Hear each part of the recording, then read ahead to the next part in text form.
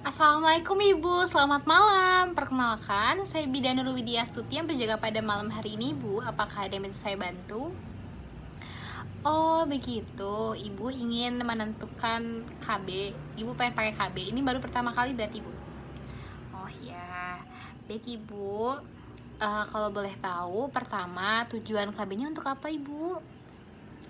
Oh, untuk menunda kehamilan. Sebelumnya Ibu apakah sudah pernah hamil atau melahirkan? Oh belum, berarti ini baru sekali menikah ya Bu ya? Oh iya, baik Ibu. Kalau boleh tahu namanya siapa Ibu? Mbak Ismi Elidia, usianya 22 tahun, alamatnya di Bantul. Baik, dengan Ibu Ismi Elidia, 22 tahun, alamatnya di Bantul ya. Sebelumnya Ibu apakah tahu Ibu apa sih KB itu dan tujuannya untuk apa? Ya, ya benar ya Bu ya. KB itu memang keluarga berencana. Tujuannya itu untuk menunda, menjarangkan atau bahkan menghentikan kehamilan tuh bisa demi kesehatan gitu ya Bu. Ibu kalau boleh tahu, Ibu taunya KB ada apa aja sih? Pil, kondom, suntik ya, implan, IUD ya. Bener ya Bu ya. Jadi ada pil, ada KB pil, ada KB suntik, ada KB implan, IUD, kondom. Nah, kemudian memang ada berbagai jenis ya Bu untuk KB sendiri.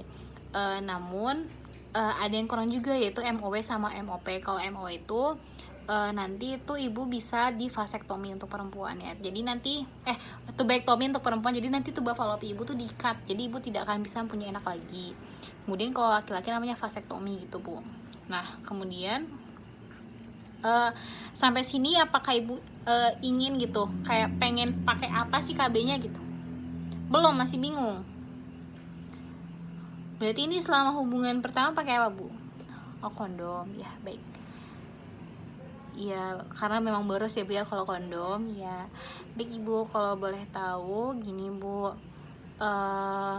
pertama di sini kita akan melakukan penapisan kehamilan dulu, karena memang takutnya kan memang kondom itu kan tidak sepenuhnya aman. Maksudnya bisa saja terjadi kebocoran jika penggunaannya tidak benar. Jadi di sini saya izin melakukan penapisan kehamilan terlebih dahulu ya Bu ya. Ibu mohon maaf, apakah Ibu mempunyai bayi berumur kurang dari 6 bulan dan belum mendapatkan haid? Tidak ya. Apakah Ibu pantang bersenggama sejak haid terakhir? Haid terakhirnya itu kapan Bu kalau boleh tahu? Oh, ini masih haid. Berarti sekarang tuh tanggal 3 Juli. Ini hari ke 4. Berarti pertama haid, hari HPHT-nya masih 29 ya Bu ya. Itu belum bersenggama lagi Bu? Belum. Tidak. Ya berarti ya. Apakah ibu baru melahirkan bayi kurang dari 4 minggu? Tidak. Haid terakhirnya dimulai sejak 7 hari, 12 hari terakhir bila ingin menggunakan ADR. Tidak. Apakah ibu pernah mengalami keguguran? Tidak. Apakah Anda menggunakan metode secara tepat dan konsisten yang kondom sebelumnya? Ya. Baik Ibu. Nah, berarti ini aman ya Bu ya. Ibu bisa menggunakan KB yang Ibu inginkan. Kemudian selanjutnya kita di sini akan menggunakan ini ya Bu ya. Kita akan menggunakan aplikasi Klop KB. Di sini ada diagram lingkaran kriteria kelayakan medis. Nanti seperti ini. Ibu di sini misalkan ibu mempunyai penyakit HIV. Ini brightness-nya saya kecilkan dulu. Nih. Terlihat ya Bu ya? Masih belum terlihat. Nih seperti ini ya Bu. Jadi nanti ini lingkaran. Di sini ibu kan kalau boleh tahu ibu nggak ada riwayat HIV ya? HIV nggak ada. IMS juga nggak ada. Penyakit panggul nggak ada Bu. Ibu pernah abortus? Belum pernah juga. Ibu nggak pasca persalinan menyusui. Kalau boleh tahu ibu menarsenya usia berapa tahun Bu? Oh, usianya 13 tahun. Berarti termasuk kurang dari 18 tahun ya Bu. Nah, ini ibu yang aman itu, ibu itu yang boleh itu adalah semuanya boleh ya Bu, dari kontrasepsi hormonal kayak pil, suntik itu boleh, kemudian implan tuh boleh, IUD boleh, tubektomi itu nggak dianjurin ya Bu, karena ibu masih apa ya, nggak ada alasan medis gitu, karena ibu masih pengen punya anak ya Bu ya, gitu. Ini ya Bu ya, kita lihat. Ibu tadi tensinya cukup agak sedikit tinggi ya Bu ya. Ya, karena ibu tensinya tadi itu yaitu 170 per 90. Ya sebenarnya itu masih normal Bu. Cuma maksudnya sewaktu-waktu kan itu bisa tinggi, karena ini tensi normal ibu kadang segitu ya. Kadang berapa Bu? Oh emang ibu ada riwayat hipertensi ya. Jadi ibu karena ibu sering hipertensi dan juga sakit kepala, itu yang ibu boleh gunakan adalah, tadi mana hipertensi, sebentar ya Bu ya, saya cari. Nah, hipertensi ini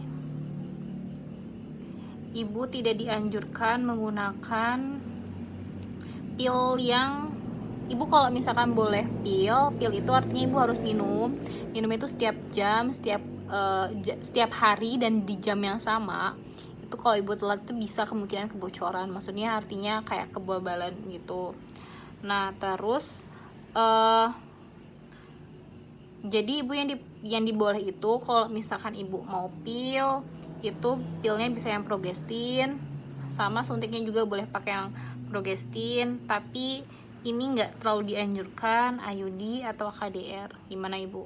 Implan juga bisa, tapi maksudnya kalau jangka panjangnya itu tuh, kalau jangka panjang gitu Bu, maksudnya ibu kan ini kan nanti mengembalikan kesuburan tuh sedikit lama gitu Bu. Gimana ibu mau apa? Coba apa Bu? Suntik yang 3 bulan. Oke, kita coba ya Bu ya.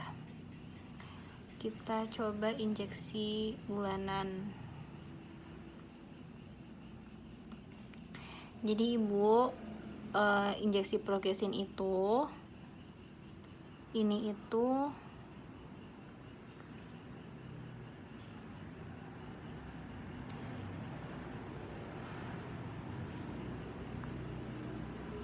nah jadi kalau misalkan injeksi yang progestin itu 3 bulan, artinya ibu setiap 3 bulan sekali bisa kembali ke sini.